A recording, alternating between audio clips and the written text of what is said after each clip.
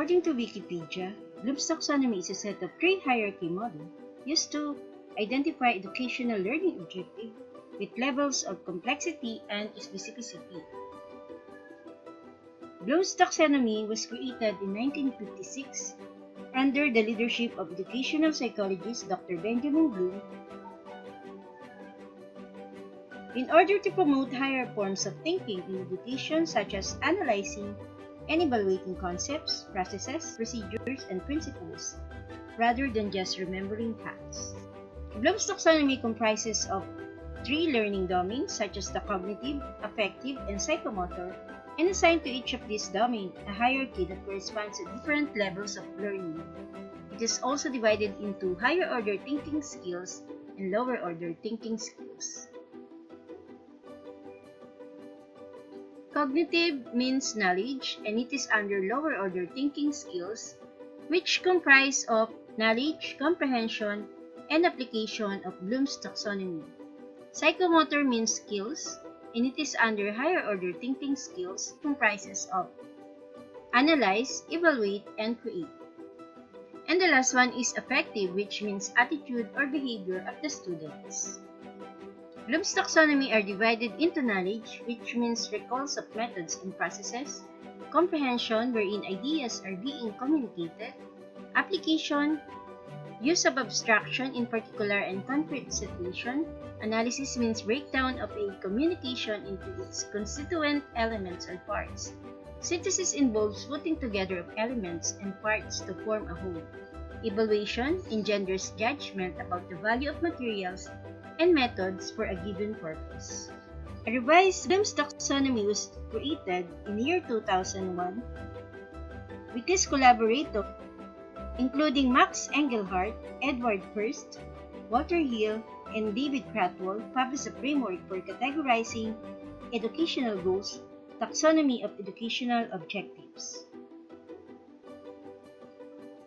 Bloom's revised taxonomy is a more inclusive and complete model of new intellectual processes work for all subjects, including music. Bloom's revised taxonomy is useful for writing lesson and unit objective.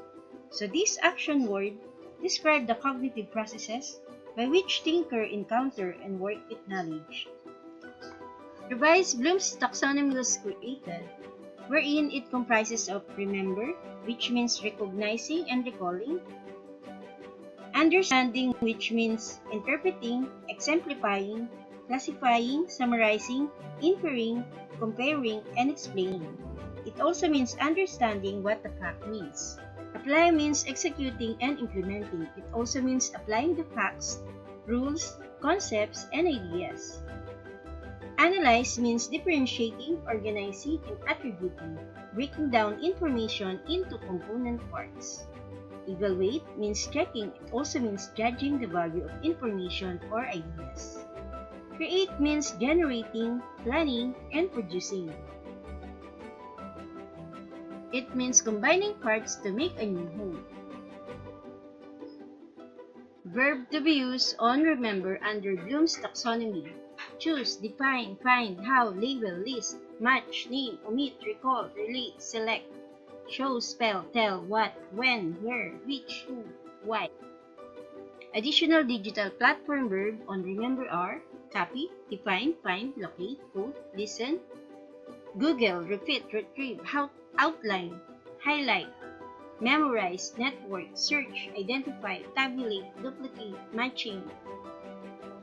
Verbs used on understand under Bloom's taxonomy are classify, compare, contrast, demonstrate, explain, extend, illustrate, infer, outline, relate, rephrase, show, summarize, translate. Additional digital platform verb are annotate, tweet, associate, tag, summarize, relate, categorize, paraphrasing, predict, compare, contrast, comment, journalize, interpret, group, infer, estimate, extend, gather, exemplify, express.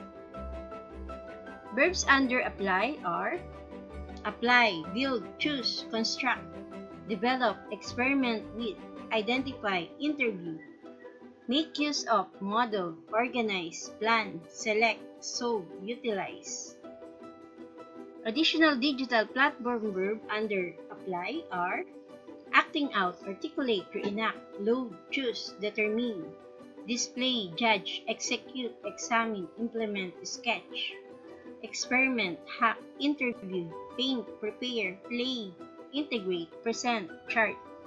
Verb under analyze under Bloom's taxonomy are analyze, assume, categorize, classify, compare, conclude, contrast, discover, dissect, distinguish, divide, examine, function, inference, inspect, list, motive, relationship, simplify, survey, take part in, test for, and type.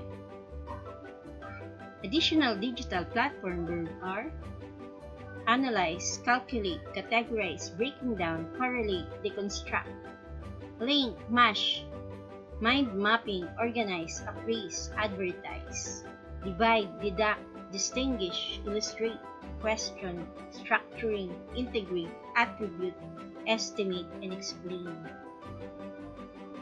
Verb under evaluate are agree, appraise, assess, award, choose, compare, conclude, criteria, criticize, decide, deduct, defend, determine, disprove, estimate, evaluate, explain, importance, influence, interpret, judge, justify, mark, measure, opinion, perceive, prioritize, prove, rate, recommend, rule on, select, support, and value.